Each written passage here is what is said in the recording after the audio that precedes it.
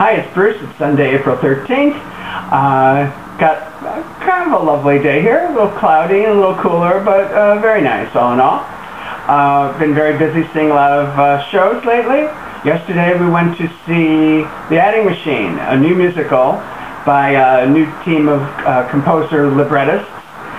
The composer is Joshua Schmidt, and the libretto is by Jason Loworth and Joshua Smith. I really enjoyed this show.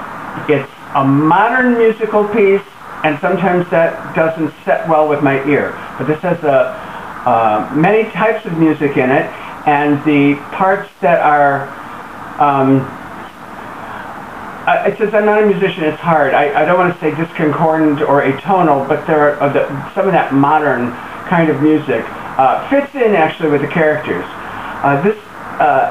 The Adding Machine is based on a 1922 play by Elmer Rice called The Adding Machine. And I did a little research on Elmer Rice this morning and found out that he studied at night school in New York and went to law school and passed the bar and decided offices were not for him, and he loved the theater.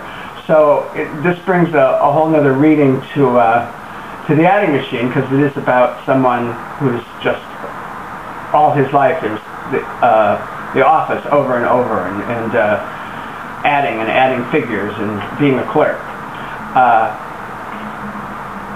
You know, last week or the week before, I went to see an early preview of Catered Affair, and I was the least favorite thing in a Catered Affair to me was the music. I just didn't hear the music going in with the characters and what was happening.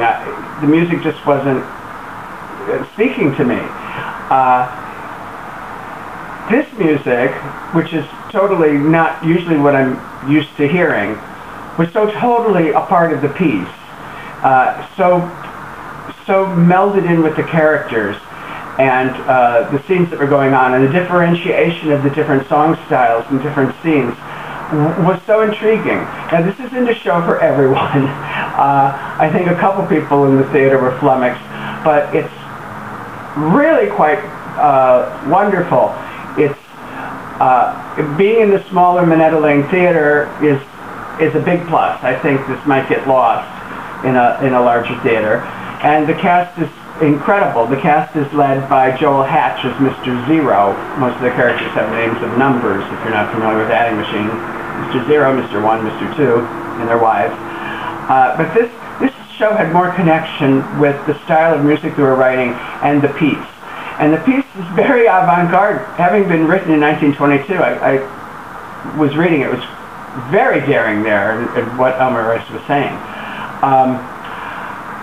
But I really think that it's found its niche, and not that it's going to be the most popular piece ever written, but I think it can be performed a lot in a lot of different smaller theaters around. I do want to mention the set and the lights, because they really are remarkable in keeping the piece as a whole. And Keith Parham did the lights. I've seen a lot of shows recently where the lighting is just remarkable. Macbeth had incredible lighting.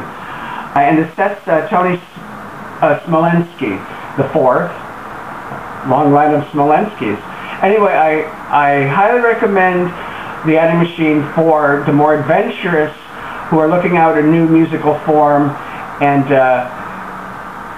can take the concentration and watch this remarkable piece. It's only 90 minutes, and it's quite a striking piece.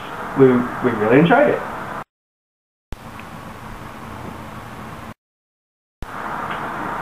Okay, Friday night we went to see Marcy in the Galaxy. We have several friends in it, so this won't be quite a review. Donna Lynn Champlin, who I recently met because she was in Bill and Henry's show Up in the Air at the Kennedy Center, is remarkable and so moving. The character it really focuses at the end, and you get all the heartbreak that she has lived through and she has denied at the end. And in the end, I was really moved. Jonathan Hammond plays three waiters basically one waiter and then a couple other waiters. And he was also in Up in the Air. So this was like a little cast reunion. Jonathan Hammond was wonderful. His stage presence and his voice. He and Donna Lynn, they're two of the great musical performers around New York right now, and I hope that they do a lot more and get a lot of recognition. An old friend of ours that Bill went to school with way before he knew me, so that's a long time ago, Mary Pat Green, is also in it. And Terry Ralston. Terry Ralston, who was in the original Company and A Little Night Music, is in great voice. She's Donna Lynn's, Marcy's mother. And it was wonderful to hear her sing, and I got to chat with her after a little bit, and she remembers a club act I saw her in the early 70s at Brothers and Sisters. We were really reminiscing. Janet Carroll and Jenny Fellner. Jenny Fellner's from Bill's home state of South Dakota. Both round out the cast, and it was an interesting piece. Book, music, and lyrics are by Nancy Shane. I do have a problem when one person bites off that much, and I think there was some help with the book also, but by another person. I think it does need a little bit more focus, but it's about Marcy sitting in a diner, and basically it goes through a lot of her life and her frustrations, and Donna Lynn just breaks your heart. So I think it's only running one more week, and I hope it has a future. It needs a little bit more focus there in the book and to bring in the other characters a little bit more. But all in all, I had a good time seeing it. It was fun to see all my friends in the cast. Okay, have a good weekend.